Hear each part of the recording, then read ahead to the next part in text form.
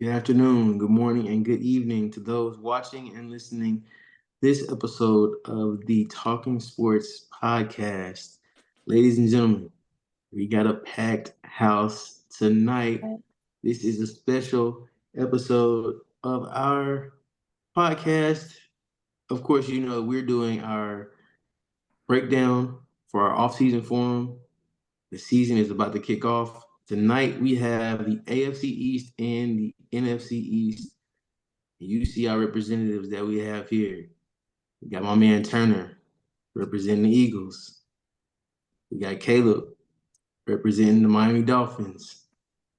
And we got Jeremiah. We got our dad here for the first time representing America's team, the Dallas Cowboys. Say what's up, Phyllis. It's good, Joe. How are y'all doing? What up, What's Dad? up? What's up? What's up with you? Glad to be here. Thank y'all so much for hopping on with us. So let's get right into it. We're going to start with the AFC East. And so for those of you who are new to the NFL, we have the New York Jets, Miami Dolphins, the Buffalo Bills, and the New England Patriots. Those are the four teams that comprise that division. And so first and foremost, Caleb, that is your team. So just give us a brief, I guess, overview of what you think Miami is going to do this season.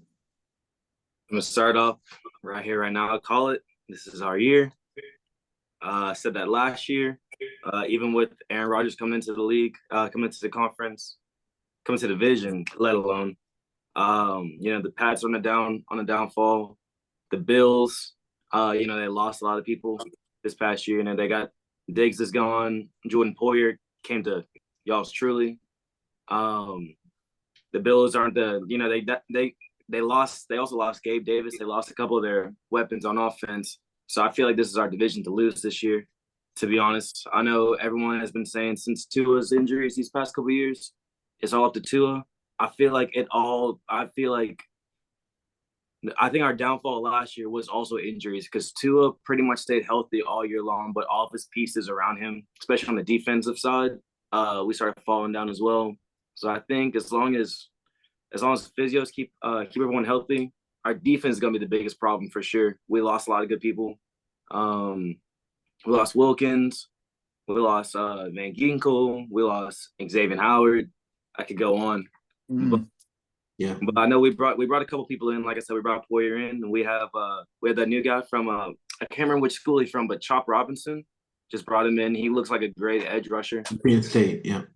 Yeah, so I'm confident this year. The offense, I'm not worried about it at all. It's the defense. I know we can score points. We can score 30 points as long as they score 28. Like as long as we can outscore them. I'm not too confident our defense, but we'll see. We'll see after these first 3-4 weeks. Well, that's interesting. You did make the playoffs last season, and losing to the Chiefs. There's nothing to sneeze at. They're the back-to-back defending champions, so nothing to sneeze at for sure. So really, you just want to build on what you have. I think. I like the Dolphins. I don't really know where to go with this conference, though. Yeah, a lot of people are giving a lot of love to the Jets. Mm. Any thoughts on where y'all see the division going? It could really be any of the three teams, to be honest. I think this division will have 3 10-win teams. Mm. Wow. Mm. So you think it'll be the best division in the league? Not necessarily, but I do. If you got 3 teams, from top to bottom, I would say it might be 3 10-win teams. I think the Jets, the Bills, and the Dolphins will all have 10 wins at least. They play each other, obviously, but they just seem to be in such a good position based on what they have. The Bills may take a step back to 10, whereas before they were winning 12, 13 games a season. And then the Jets just want to try to stay healthy. Right. So you take the Patriots. Of course, Patriots will probably get the number 1 pick next year. I think they win. I'd be impressed if they won 6. Right. Mm-hmm. So let's take a look at this. So let's take the 3 quarterbacks out of those 3 teams. Who do you choose as the best quarterback? There's only one real choice. I mean, historically, it'd be Aaron Rodgers, but if we're just talking about If we're talking recent form, Josh Allen for sure. Really? I would, I'll say this. I love Josh Allen's size. Like, I'll be completely honest. I think a thing that teams can't handle defense wise is whenever he takes off and runs, because you need at least 2 guys to tackle him. I mean, that's how he beat us, with his legs. If you can't, because he's going to throw 3 touchdowns, 3 picks a game, but he's going to run for about anywhere between 50 to 100 yards. It's like, once he gets moving, it's hard to stop him, man. Right. So let me rephrase the question. Who do you choose out of the 3 quarterbacks in the playoffs? Which one would you choose? Playoffs. I don't think any of them have proven themselves in the playoffs, so I would just take Aaron Rodgers, even though historically it's gonna be Rodgers. If the Jets make it to the playoffs, I'm trusting Rodgers. But his losses in the playoffs have never come. They're never his fault. I will say that. It's always them scoring 35 and the other team scores 38. Right. For me, that's a tough question. I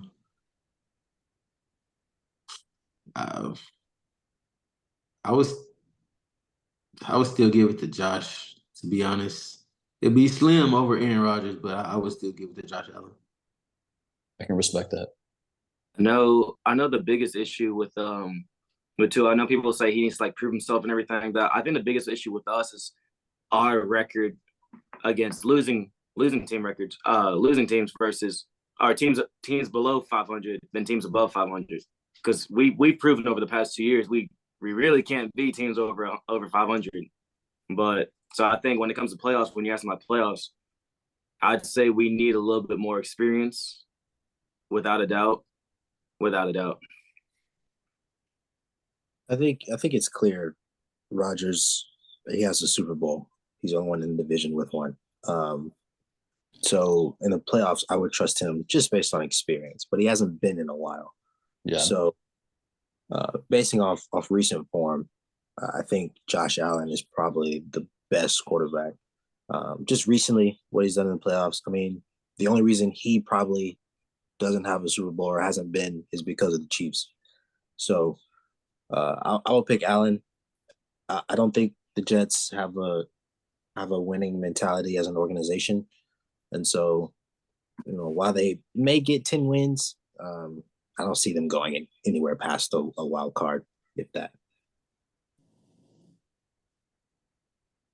Yeah. And so we've got the 49ers and the Jets Monday Night Football. For those of you who remember, Aaron Rodgers, Monday Night Football last season, 4 plays in, and he tears his Achilles. And so they're giving him a redo. So we're going to find out a lot of information on Monday night. Yes, we will see what the Jets are. Breece Hall, he's going to be featured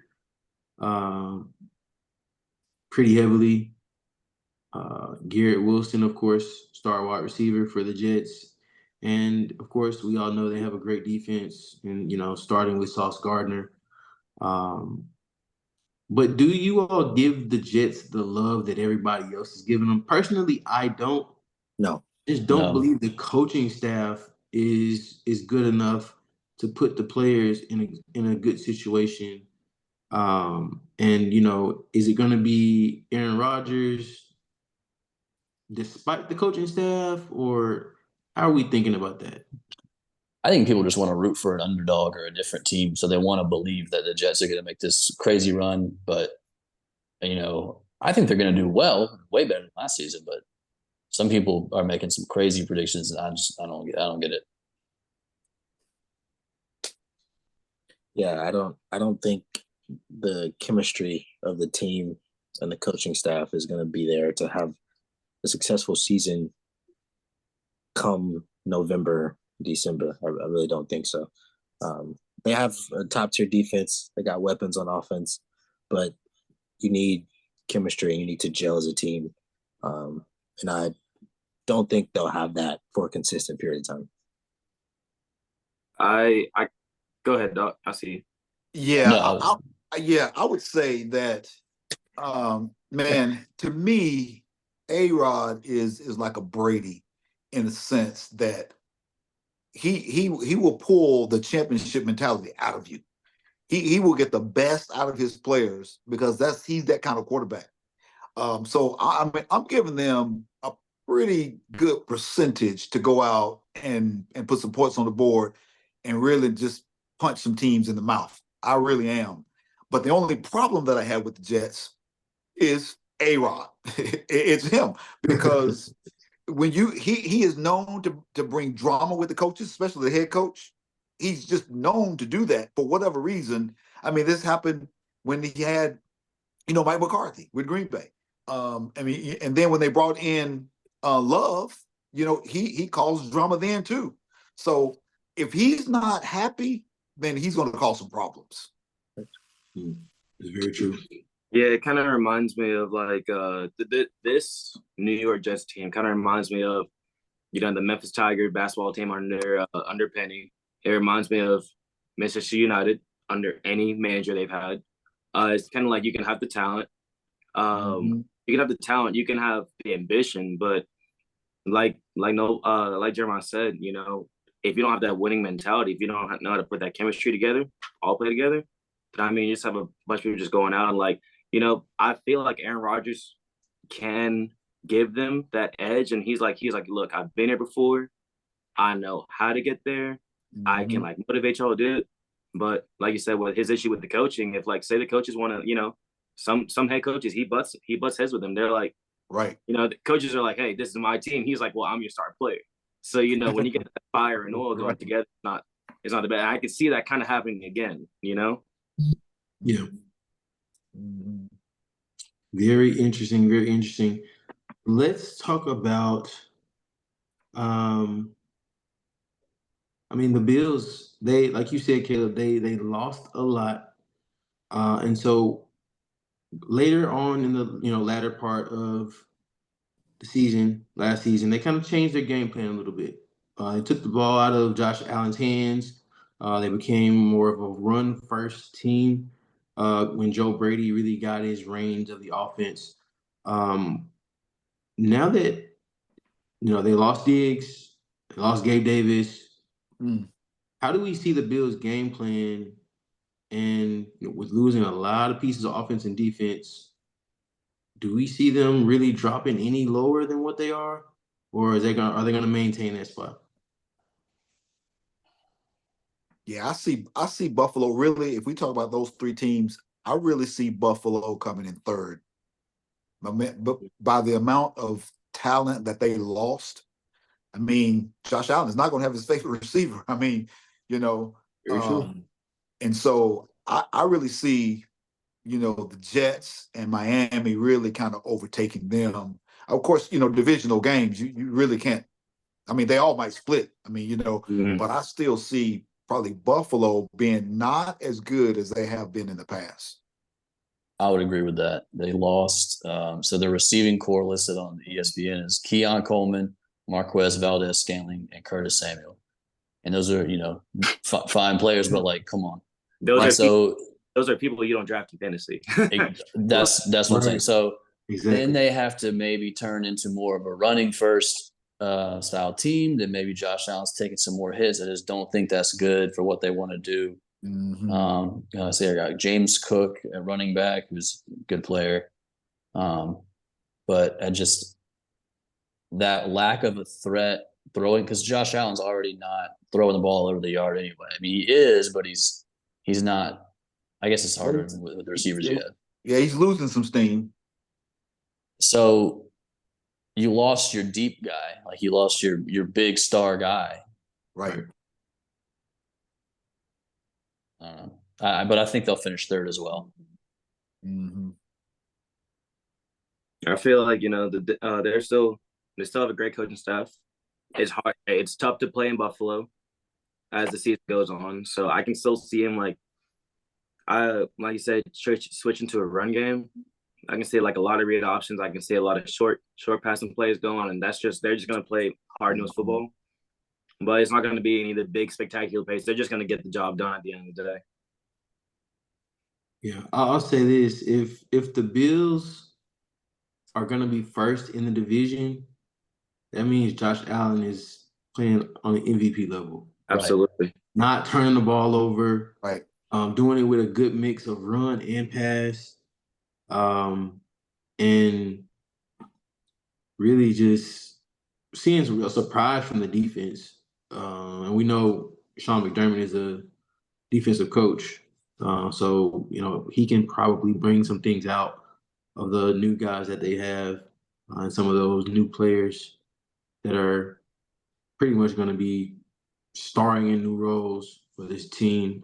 So if Josh Allen is going to be the MVP, then I can see them having a shot. But I definitely agree. I think they're going to be second or third.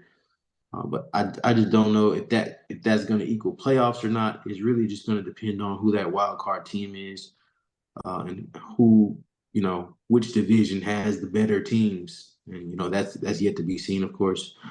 Unfortunately, the Patriots in this division, they are not going to be starting their draft pick in Drake May. And so just to talk about that for a quick second, why do y'all think that is? Because, typically if you have an experienced guy that is a seasoned veteran that is actually established in this league, then that would be more of an opportunity to sit your guy.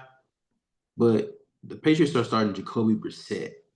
He is a veteran. He's been in the league a while, but why are the Patriots doing this? It's just confusing to me.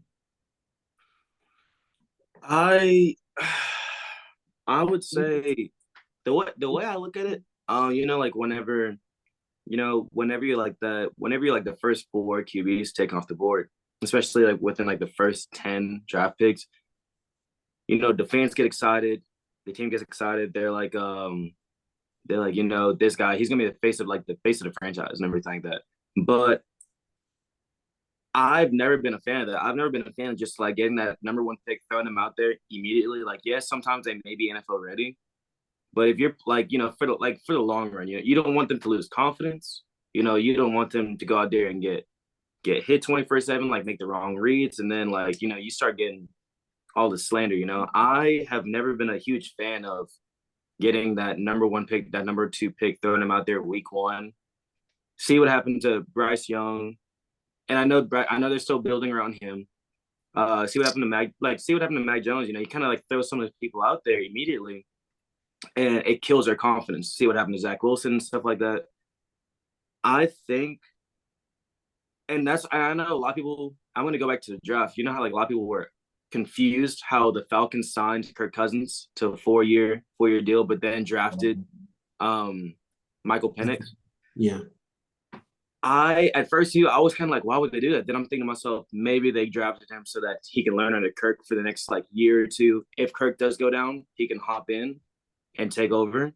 Like after already learning behind him. I think that might be the new approach we may see going forward.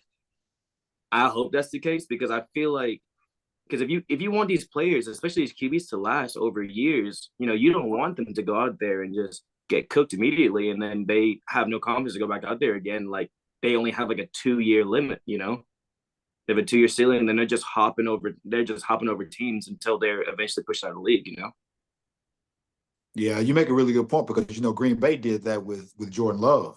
Mm-hmm. And see how Aaron Rodgers. And now you look at Love, he sat behind A-Rod for a couple of years and now he got paid this year. Yeah. You make a good point. I mean, Tom Brady sat behind Drew Bledsoe. I mean, we're about there's plenty of examples. Go ahead. You got it. No, you go ahead. I think y'all do make great points. I think it is beneficial for a draft pick to sit behind a QB. However, Mac Jones, I don't know how much Drake May can learn from him. other than what not to do. But I think Drake May will be the starter probably by week 5, if not before then. Mac Jones has proven that number one, he can't handle pressure. If he gets blitzed, he's like a deer. He goes down or he runs. It's bad. Right. Jacoby Brissett. Jacoby Brissett is the starter. Yeah, it's Jacoby Brissett. It will be Brissett. It will be Brissett. Okay. Yeah, Mac Jones is in Jacksonville. That's right. He is. That's right. He's on the bench where he should be. Brissett is better than Mac Jones, though. Not It's- that much it's- better. It's better than Mac Jones. And I think he also has to stay healthy as well, which I think he can. And he's proven to be a decent QB in the league. But again, I think Drake May has a higher upside, better potential. Patriots are probably just going to go with a more proven guy for now, but I think May should still be the starter. Yeah, I don't see why if Brissett was going to be their starting QB, why would they even have him out in the game? Because he got hurt and they took him out. And so I'm like, if this is going to be your starter, why are you playing him like that? So I was confused, and then they came out and said he was going to be the starter. So yeah, I think definitely weird things in New England. I don't think it's going to be a very good season for Patriots fans. no. Well, as we transition to the other side of the conference, just want to remind you all to comment, like, and subscribe to the channel. Hit the notification bell so that you see all of our content that we're posting. NFL is starting up very, very soon as we're recording this. So for your up-to-date, up-to-the-minute NFL coverage, tune in right here on the Talking Sports podcast. So, guys. Oh, let me say this before you move on, before we leave Miami. Let everybody's talk. This is Talking Sports podcast, right? So everybody is talking about Tyreek Hill racing Noah Lyles. Caleb, what you think, man? Is that going to happen? Is it going to go down, or is that just a bunch of talk? I think it's a lot of talk, but let's be honest. I'll be completely honest. Tyreek Hill may be the fastest person in the league. I think Lyles might still win. I think Lyles would still win in the 100-meter foot race. Yeah, 100-meter, yeah. And if it was any longer than 100-meter, it's not. It would just get worse. Yeah, Hill has that speed. Don't get me wrong, but did y'all notice that whenever Tyreek Hill said sign the contract and we'll do what was it, 40? Like he said 50 yards. Yeah, 50 yards. Hill knows what he's good at, Yeah, right. He knows he's good for those 50s. He's good for that explosive. He doesn't have. He's quick. He didn't have the top end speed. Yeah, exactly. What he does, he's not on Lyles. Not on Lyles. And Noah Lyles has those long strides, so he'll just eventually pull off. I love the confidence. I love the banter. Oh yeah, but I don't want to see my boy get cooked.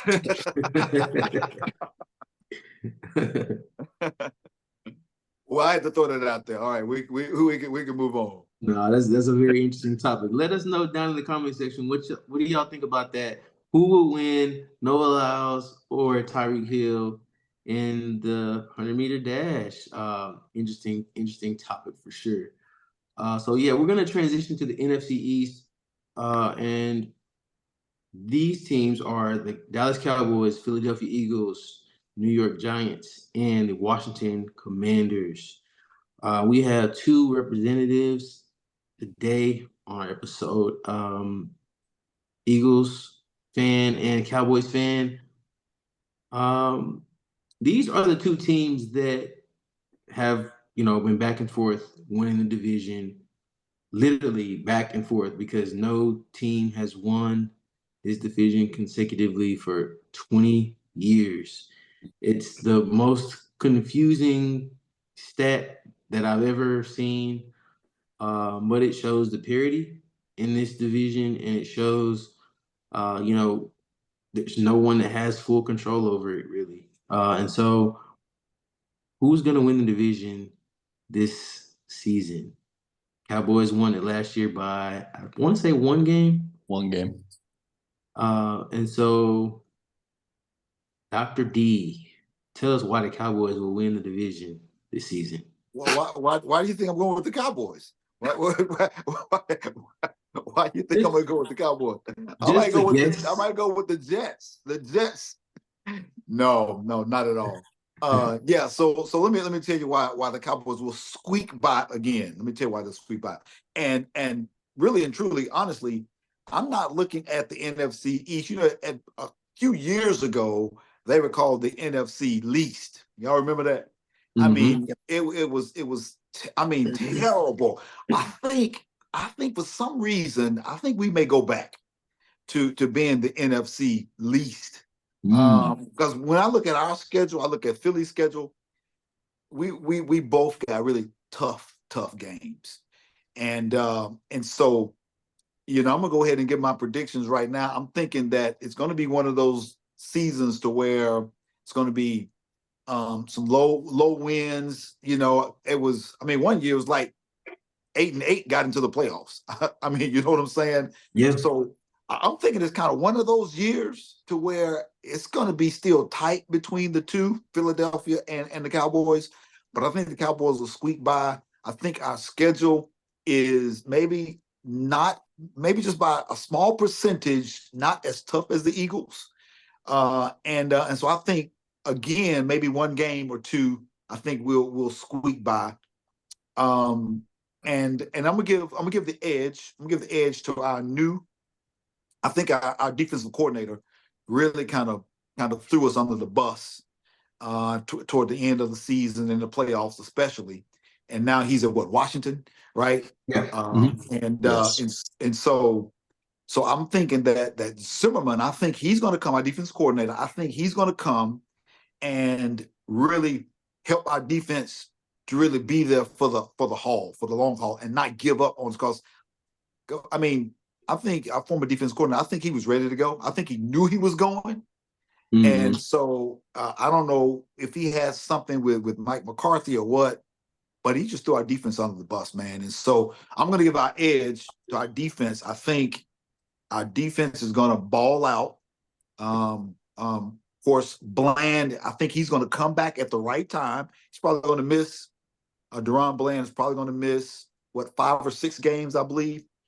Something like that. But he'll be back right on time when the season starts to really get tough, and where we need that defense, that championship defense mentality that I thought we had last year. We had a few holes, but I think our defense is going to be the reason why we're going to squeak by Philly by a game or two to win the division. Very interesting. Turner, tell us why the Eagles will win the NFC East. So the Eagles are going to win the NFC East because what you said earlier, no one wins 2 years in a row. So that's going against them. But in all honesty, it's just a myth right now, even though it comes true every year. But so The Eagles made some moves in the offseason, got 2 new coordinators, and in the draft, they were pretty aggressive and signed 2 of the best corners on most people's draft boards. And so there's problems in the secondary that showed up at the end of the season last season. If you remember, we started 10-1 and then finished 1-6. And in those 1-6 games, we were scoring a lot of points, but we couldn't stop anybody. So that's going to help us a lot. Defensively, I still give the defensive edge to the Cowboys. I think their defense overall is better than the Eagles' defense. And I will say I do think that the Cowboys' schedule is a little bit more favorable than the Eagles' schedule. The Cowboys have, tough games on their schedule. They got some easy ones. We got San Cleveland Francisco. Browns. Yeah, you got Stanford. You got at San Francisco. You got at Atlanta, which I think may be a much improved team this year. You've got Baltimore at home, but Baltimore's got Derrick Henry now. So it'll be tough either way. Yeah, so there'll be some tough games there. But the Eagles have Green Bay in this weird Friday game. Right. And it's Brazil, right? It's in Brazil. Yeah. It's in Brazil. So you got players tweeting about how they can't even go outside. They've been sitting in their hotel because they're scared to leave because it's so crazy in Brazil with what's going on. Yeah, they're protesting right now, man. It's crazy this is just a weird game. So anything can happen there. We have to go to LA, the Rams. We have to go to Baltimore.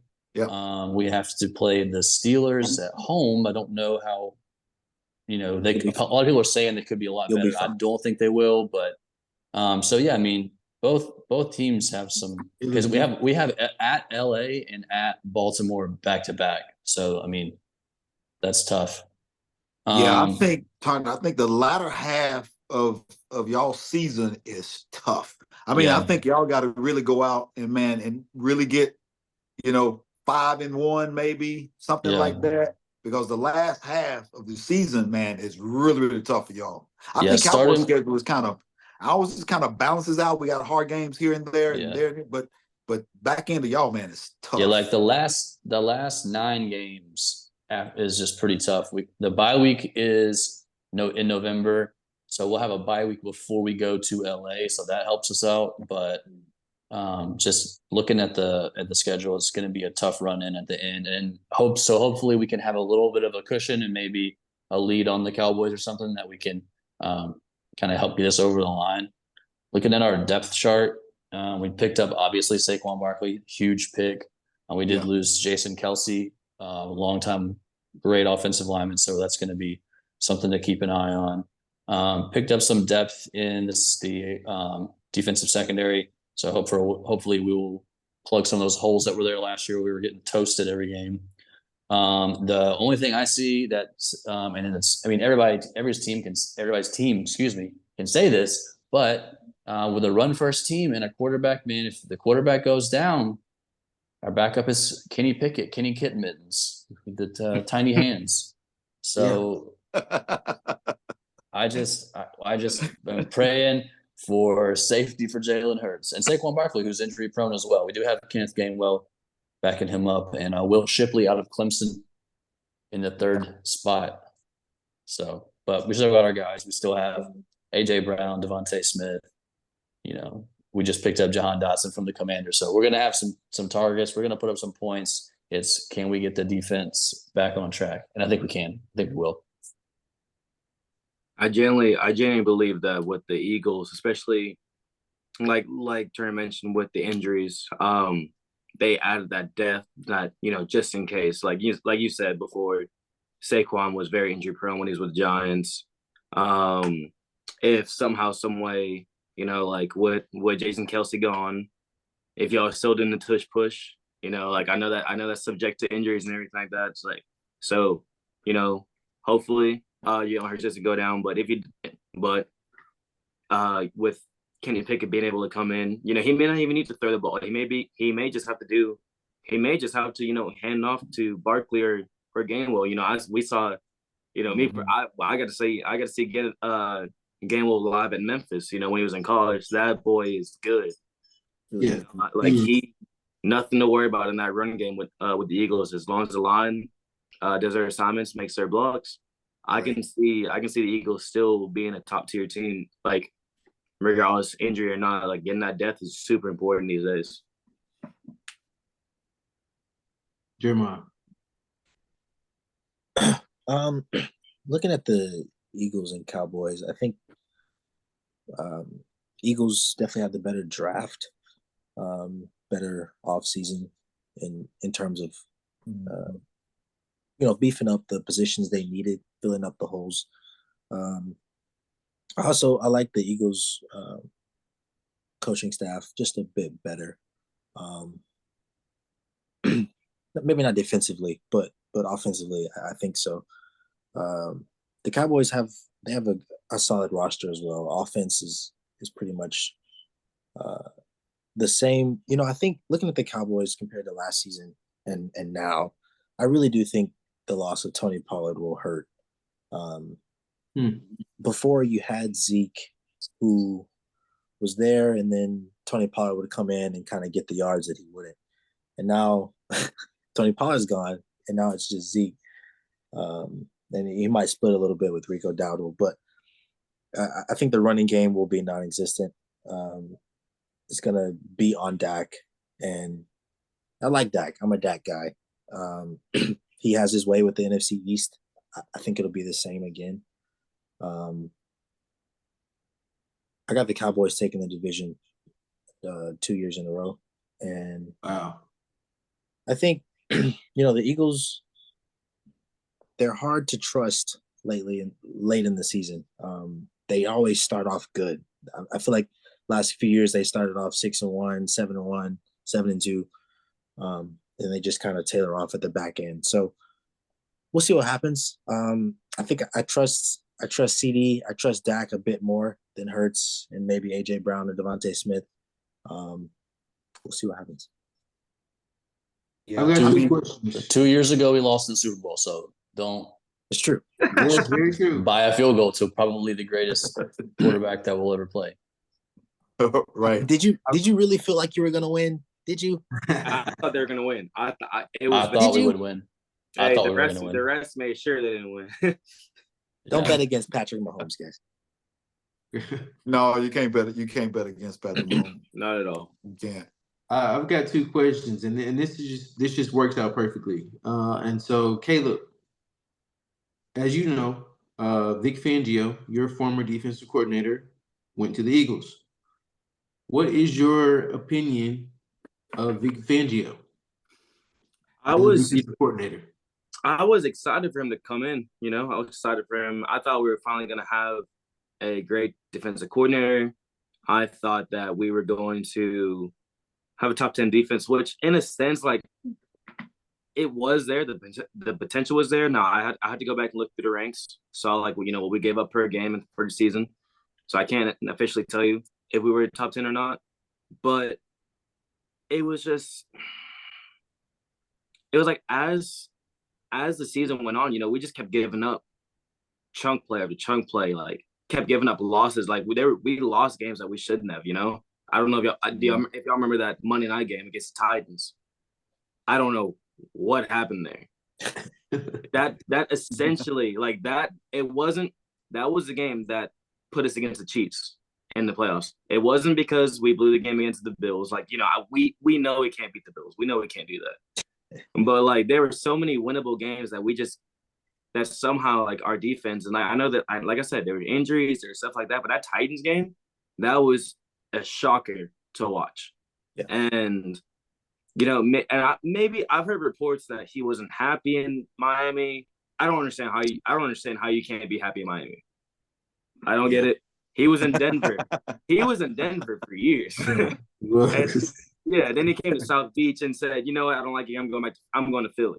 So I'm hoping, you know, maybe it's one of those things, you know, like you move to a different workplace, you're not enjoying it, you don't care. Maybe I'm sure he'll watch if he picks back up and Eagles turn back into he turns Eagles into like a top 5 defense this year, I'll be upset. But, you know, that goes back to like our defensive thing. Like I said about the Dolphins, you know, if the offense is there, we can score points. It just depends on if we can keep them out of the end zone too. So I'm hoping he does good for the Eagles.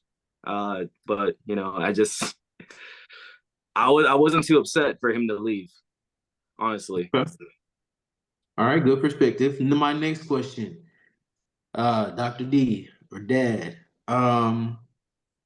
as you may know, Kellen Moore, former offensive coordinator for the Dallas Cowboys, is offensive coordinator now for the Philadelphia Eagles. What is your opinion of Kellen Moore? Boy wonder. Let me see. You know, I think he was good, you know, while he was at the Cowboys, but I think he became a little predictable. Mm-hmm. And I think really one of the reasons why he left is because Mike McCarthy was saying that, hey, we need to establish a run. We need to be a run first. Well, Kellen Moore was a throw first. Let's throw the ball.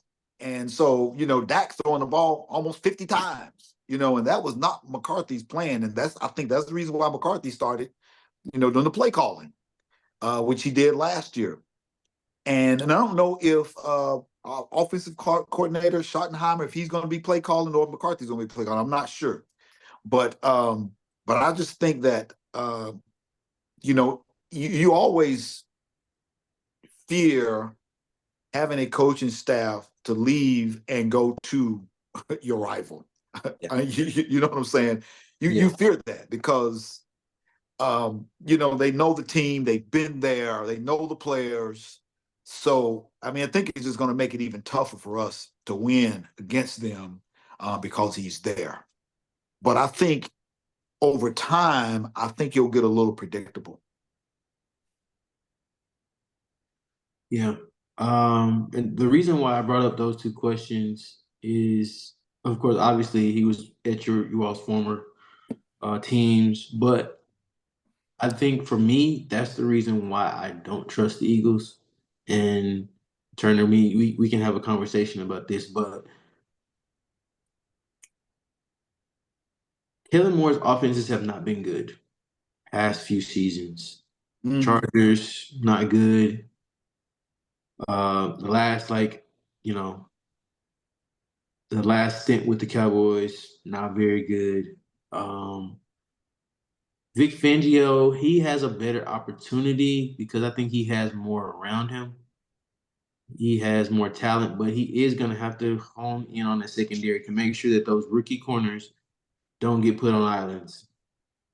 Because rookie corners in the league are not meant to really start right away and be like linchpin, lockdown corners. Now, if they are, then the Eagles can be scary.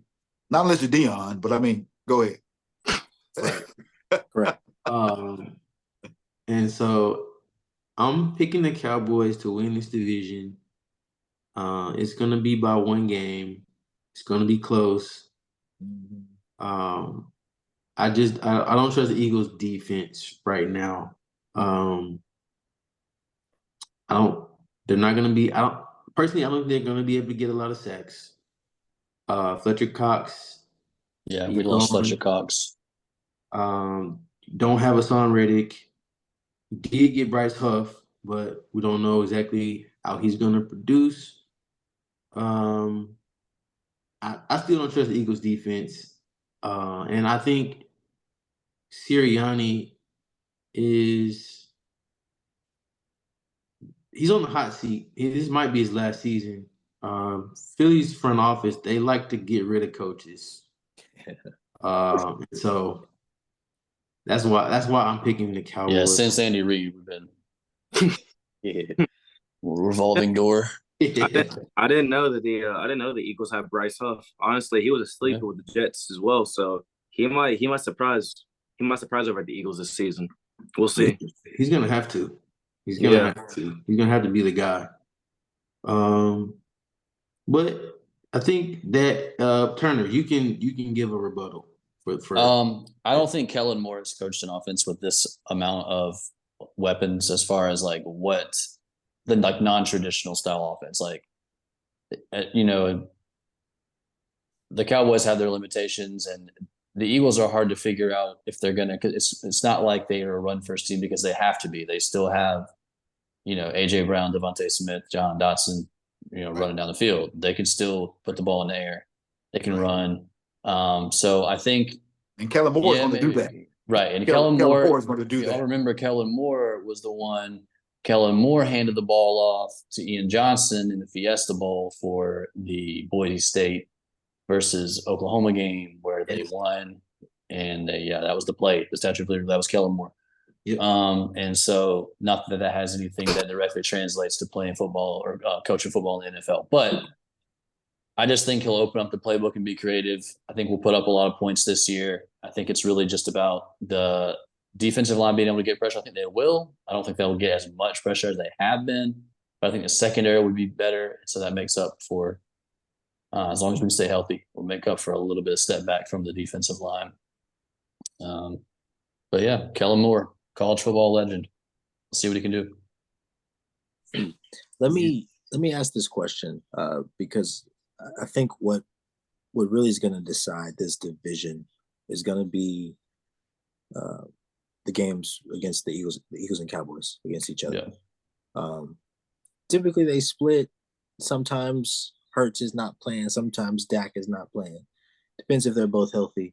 If they are both healthy, who do y'all see taking both wins, or if there's going to be another split? Who do y'all see?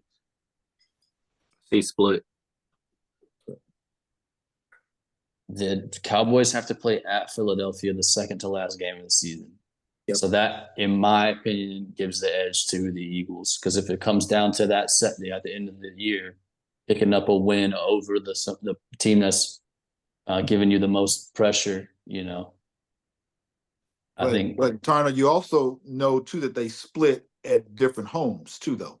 Yeah. Cowboys won at Philly, and Philly won at the Cowboys. Right.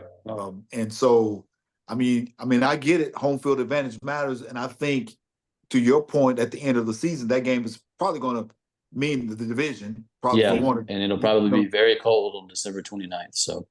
Yeah. Right. But again, I like our defense, man. And, we see Bland Duran will be back, and then we got Diggs. Diggs is back. I mean, so you take a look at 2 lockdown corners, man. I like our defense in the cold weather. You know what I'm saying? I like that. Yeah.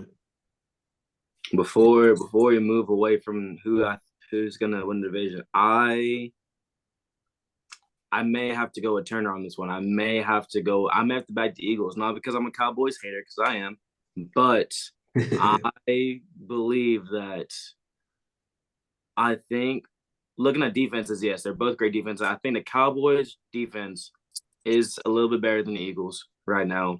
But what scares me about the Cowboys is the run game. Zeke is not who he used to be.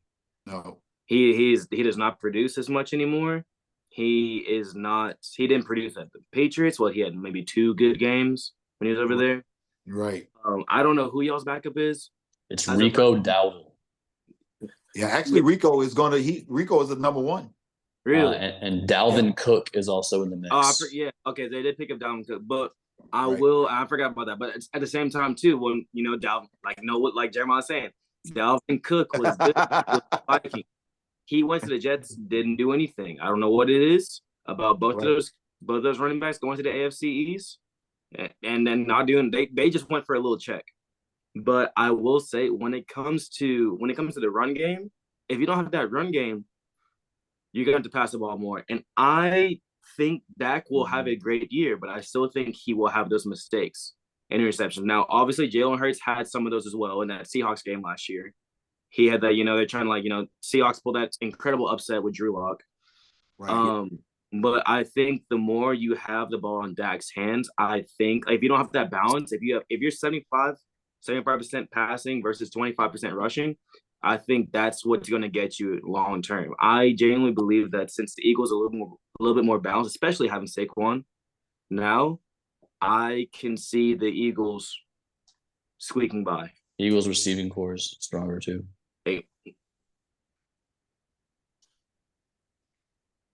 Understandable. I think you could say.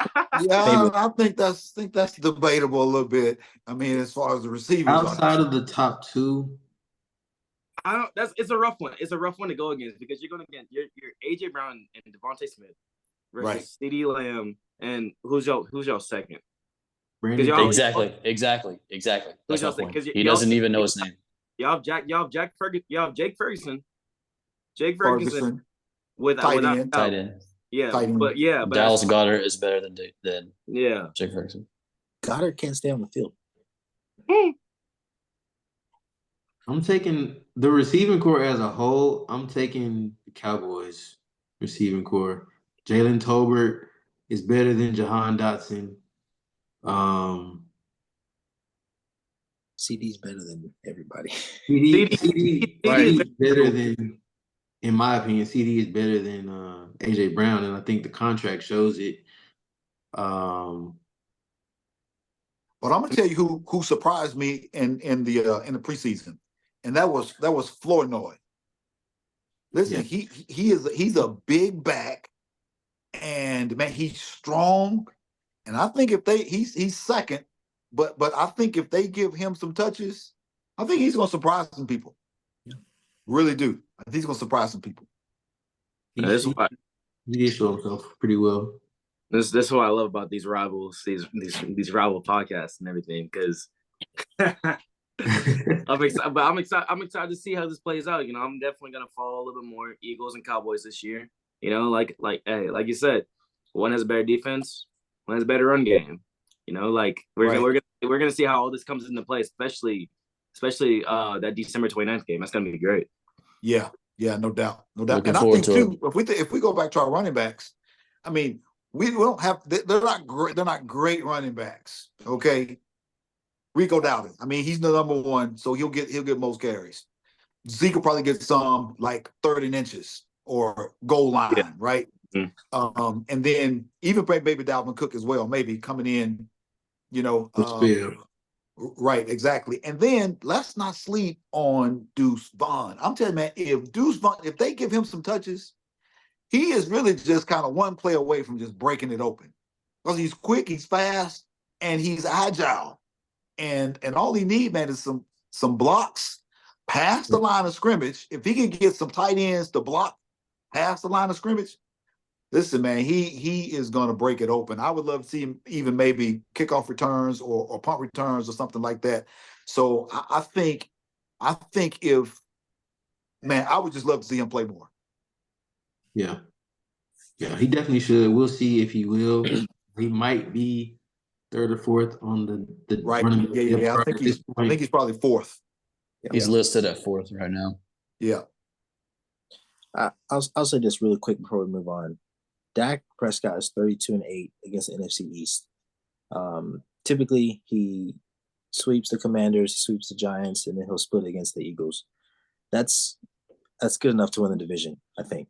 And I think he's going to do that again. So I like Dak as the best QB in the division.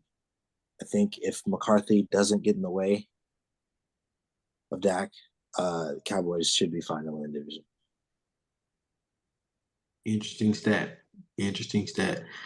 We haven't really talked about the Commanders and the Giants. We do expect the Giants to be one of the worst teams in the league. Horrible. And, Washington, they are pretty much they have improved. They have improved. Yeah, they got a lot of Cowboy rejects, including Danny Quinn. Right. And so we'll see how that goes. They did get Jaden Daniels, dynamic quarterback. And, he should improve their squad from what they had. But we definitely, believe that Washington is going to be 3 and the Giants are going to be 4th in this division for sure. Absolutely. I don't think the Giants will win 5 games. 6 games. They're not going to be much this year. I can see Danny Dimes unfortunately being his last season in the NFL. Yeah, this is his last shot. Unfortunately, man, what's the name of their coach? Brian Daboll. I like him too, but I think this is going to be his last season as well. It's going to be. I think going after this year will definitely be a rebuilding for the Giants. There has been more talk about the Giants and Dak Prescott than anything else, really, this whole offseason. Dak Prescott potentially going to the Giants next season if the Cowboys don't pay him, because Daniel Jones is just not the guy. That is a career killer. I could never do that. I can never excuse go wherever you want. Don't go to your rivals. Go somewhere. Yeah. Go. Yeah. If you're someone like that, get out. Be like Rodgers. Get out of the conference at that point. Why are you trying to move to New Jersey? The Giants are a fraudulent team. They're not even in New York. New Jersey Giants.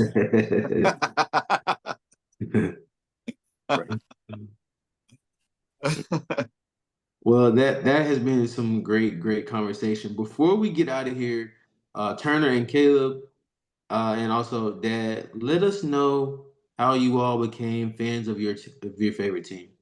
Anybody can start. I'll go first. So I was like 10 years old. A lot of y'all do know, but I get people watching won't know. My dad passed away when I was younger, so I didn't have a lot of like, hey son, let's go watch this game, watch the team play. So I went to a lot of Clemson games and grew up a Clemson fan. And around 2002 or so, 2001, 2002, I started watching the NFL a lot, and I didn't like the Carolina Panthers, and I didn't want to, because they're the closest team to me. I didn't want to pull for the Falcons because I was a kid and I associated red and black with the Georgia Bulldogs, and so I was like, I hate Georgia Bulldogs. So I was like, well, we can't do that.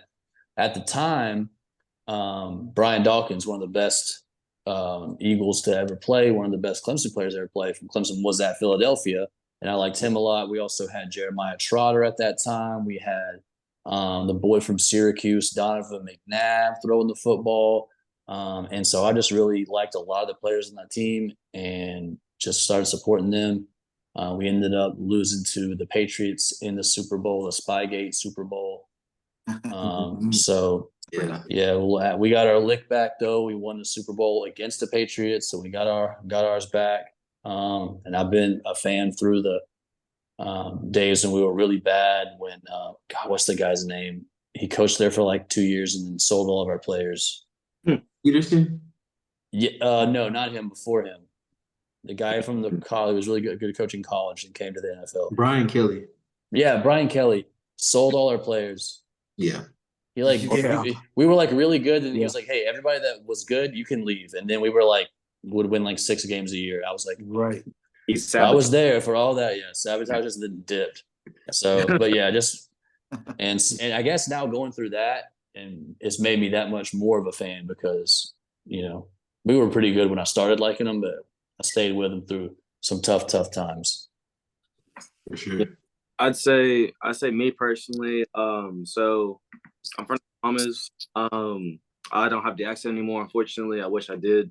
Y'all wouldn't be able to understand at all. But over in the Bahamas, especially Freeport, Grand Bahama, we adopt a lot of Florida teams as our own teams because like we don't have the only thing we get to cheer on in the Bahamas is track and field every 4 years in the Olympics. So we got to find something to pass the time. So we got a lot of Florida teams, especially Miami teams. So I've been a Miami Hurricanes fan, Miami Heat fan, and Miami Florida. Maybe Miami Dolphins. Now the problem is that the Dolphins have not been good since Dan Marino. So this is new territory for me. This is new to openly say I'm a Dolphins fan, right? I moved to Memphis. That's how I met JD, Dad, and Jeremiah, and I was a Titans fan because I'm a hometown hero. And the Titans, I love my Titans still. Like if I were to move, I'll still support them, still support them through their tough days as well. But I had to lock back in because my dad is a Miami Dolphins fan as well, and he had a lot of memorabilia around the house. He used to tell me all about the good old days. Tell me about, and like still, I mean, we can still always say this. Thank God we didn't lose it to the Patriots, but we can still always say the only undefeated team in history. But that's what we have is history. I have not seen. I'm born in '99, so I personally have not watched us win a single playoff game. Yet it's coming this year. Yeah. But it's been a ride because I've gone through all these quarterbacks, man. I've gone through, and some I may leave out. I've been through Jay Cutler. I've been through Tannehill, who was Tannabum when he was in Miami, and then he got paid in Tennessee. That was crazy.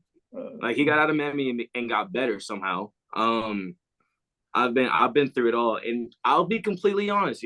I was not a fan of Tua coming out of college, and maybe it's because I don't like Alabama. I've never been a huge powerhouse fan, So like I've always liked underdogs, So Tua coming out of college, especially when he was projected to be selected by the Dolphins, I was like praying on a downfall. I was like, I want someone else. I want Justin Herbert.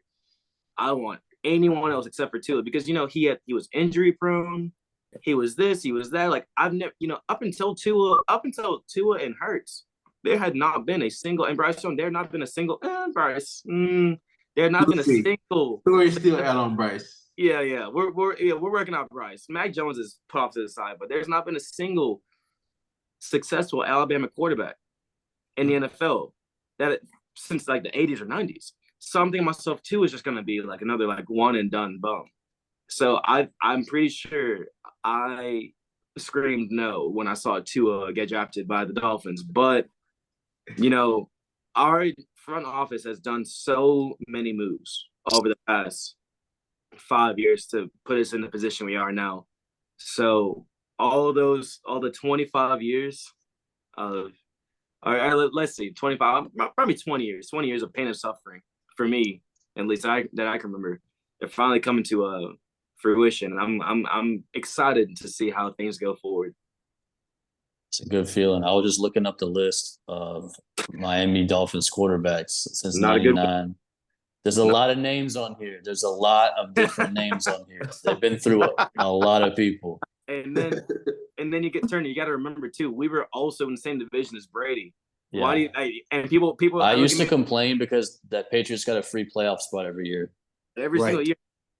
Yeah. Like, it was because of us, and because the Jets were so bad too, and the Bills, everyone was bad. Like, we were, I mean, like, just how y'all said that, like the NFC East, we were the AFC least. We were them as well, you know. Like Brady was getting 6 free wins each year, every year for free. just show up to the game and that's it. Exactly. Crazy. But now the Patriots are on the bottom, so yeah, good. They can stay down there. Yeah, they had their dark magic. I will say this one last thing before I move on. Before I let Dr. D take over. Looking back, you know, I like, you know, because this happened when I was younger, so I didn't know this was going on at the time. But I didn't know that Saban was the coach for us at some point. And I also know that Saban, we had a choice. We had a chance to get Drew Brees. Yep. And somehow, some way, he said no, or like declined the offer, never made a trade for him. And we got a horrible, like one of the many quarterbacks on a list. And then Saban dipped out and went to Alabama. From there, you know, I'm glad I didn't know about that when I was a kid. I'm glad I was an adult during that time. It would have been hard to support us after that. So, but it's happy days going forward. Happy days. That's tough. For sure. Dad, end us off with the Cowboys. All right. So when I was born, you know how the doctor slapped you on the bottom and you cry. Mm-hmm. And man, when I opened up my eyes, I saw stars. So I knew right then. I saw stars. Well, I knew then with the direction and where it was headed. And then secondly, you know, so when I got saved, you know, became a Christian, you know, I realized why the Dallas Cowboys had, you know, a hole in his roof, you know, of the stadium. Mm-hmm. You know, right. And that's so that God can look at his favorite team. So after that, man, I just knew there's no other team to have, you know, except for the Dallas Cowboys. But seriously though, so born and raised in Arkansas, because at the time and still even now, Arkansas does not have an NFL team, a National Football League. They're not there, right? A professional team. And so a couple of friends, you know, we're all buddies hanging out and stuff. So we're young. So we decided, hey, we got to choose the football teams, man, right? We got to choose football teams. So I chose the Cowboys since Texas. I've always been just enamored with the state of Texas for some reason. I don't know if it's because, you know, everything's big in Texas, right? And so houses are big, you know, money is big, everything's big, and schools are big. So I figured, man, that I'm going to go with the Cowboys. And so then my friends, they said, well, we can't be Cowboys fans because, you know, Dr. D, he's a Cowboys fan. So I have friends who are Pittsburgh Steelers fans, friends who are Washington Redskins fans, because we wanted this rival every weekend, right? And so that's really how I became a Cowboys fan. And I've been a fan, man, since the Tom Landry days, man, the Drew Pearson, you know, Golden Richardson, man, what a wide receiver he was, man. Yeah. So Ed Too Tall Jones, you know, just way back. And all those legends. Yeah, legends. Tom Landry, you know, the coach, you know, with the hat, you know what I'm saying? He was known for that hat. But yeah, so back in those days, man, I've just always been a Cowboys fan. And much like, you know, Caleb said when Miami, when they were not good, even when the Cowboys were not good, man, I had some bad Sundays. I mean, sure terrible Sundays. Yeah. Who said sure did? Who said that? Yeah, it was some bad Sundays, man. And but you know what? Always a fan. They're always, you know, Cowboy Nation, you know, Big Blue. So I can never give them up. even though we haven't won a Super Bowl in many years, many We're right decades. we're right there with you. Don't worry. Yeah, that's right. So, but yeah, so that's how I became a Cowboys fan. Very, very great stories from you guys. Thank you all so much for those stories. And again, thank you for coming on and representing your teams. This has been a great episode of the Talking Sports Podcast. Let us know down in the comment section who you all think is going to win this NFC East and who's going to win AFC East as well. These are, two of the better divisions in our sport of football. And so maybe we get a Super Bowl participant from one of these leagues. We never know. We'll see. But this has been this episode of the Talking Sports Podcast. Like the video, comment, subscribe, and hit the notification bell so you see all of our content that we're posting right here on the Talking Sports Podcast. And until next time, peace, y'all. Thanks so much. Peace.